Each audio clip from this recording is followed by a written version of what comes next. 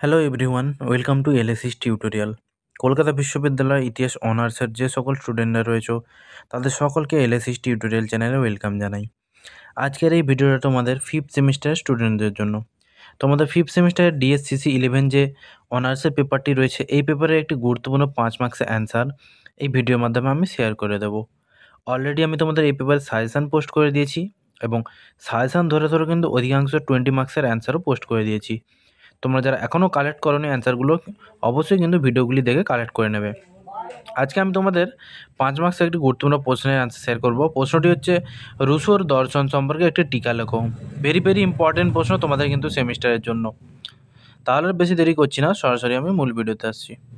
আমি অ্যান্সারটি বলছি, তোমরা খাতায় দেখে দেখে নোট ডাউন করে নাও।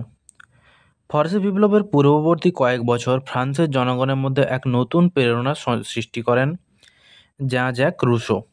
তিনিই সর্বপ্রথম ফরাসি দেশে বিপ্লবের মন্ত্র প্রচার করেন।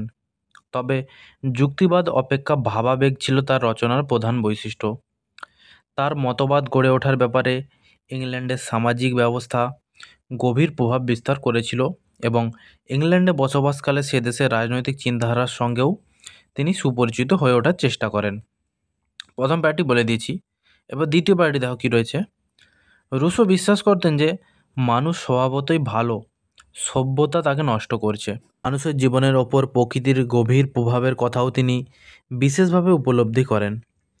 তবে বৈপ্লবিক চিন্তাধারার প্রবক্তা হিসাবে বিশেষভাবে পরিচিত হলেও রুশো ছিলেন নতুন সমাজ গঠনের সমর্থক। তিনি ঘোষণা করেন যে মানুষ স্বাধীন সত্তা নিয়ে জন্মগ্রহণ করেন, কিন্তু মানুষ সর্বত্র পরাধীনতার শৃঙ্খলে আবদ্ধ। সেই জন্য মানুষের কর্তব্য হলো সেই শৃঙ্খল ছিন্ন করে জন্মগত স্বাধীন সত্তা অর্জন করা। দুটি প্যারা বলে দিয়েছি। পরবর্তী প্যারা যাওয়ার আগে বলে রাখি, তোমরা যদি সকল পেপারের নোটস পারচেস করতে চাও, অর্থাৎ তোমাদের যে সিসি 9, 10, 11 এবং 12 পেপার রয়েছে অনার্সের পেপারগুলির নোটস, তাহলে আমার সাথে সরাসরি যোগাযোগ করতে পারো। আমি স্ক্রিনে যে নাম্বারটি দিয়ে রেখেছি সেই নাম্বারে যদি কল বা মেসেজ করো, তাহলে আমি তোমাদেরকে নোটস ও পিডিএফ শেয়ার করে দেবো। তাই তোমরা যারা নোটস পারচেস করতে ইচ্ছুক আমার সাথে যোগাযোগ করতে পারো। তারপরে দেখো কি রয়েছে 3 নম্বর প্যারা। তবে গণতন্ত্রে বিশ্বাসী হলেও রুশোর কোনো সামাজিক বা রাষ্ট্রীয় নীতির প্রতি বিন্দুমাত্র বিশ্বাস ছিল না। তিনি সমতার ভিত্তির ওপর প্রতিষ্ঠিত ভাতৃসংঘের দ্বারা স্বেচ্ছা প্রণোদিত রাষ্ট্র গঠনের কথা প্রচার করেন। তাছাড়া তিনি জনসাধারণের ইচ্ছাকেই রাষ্ট্রের শক্তির উৎস বলে মনে করতেন। সুতরাং জনগণের মতানুসারে রাষ্ট্র পরিচালনা না করলে তাকে ক্ষমতাচ্যুত করার অধিকার জনগণের আছে। রুশো রচিত সোশ্যাল কন্ট্রাক্ট অর্থাৎ সামাজিক চুক্তি গ্রন্থের এটিই মূল বক্তব্য। তারপরে দেখো, ঐতিহাসিক হ্যাসাল মনে করেন যে যদিও ফরাসি বিপ্লবের মূল কারণ ছিল অর্থনৈতিক ও রাজনৈতিক, তথাপি রুশোর লেখনীর প্রচণ্ড প্রভাব অস্বীকার করা যায় না।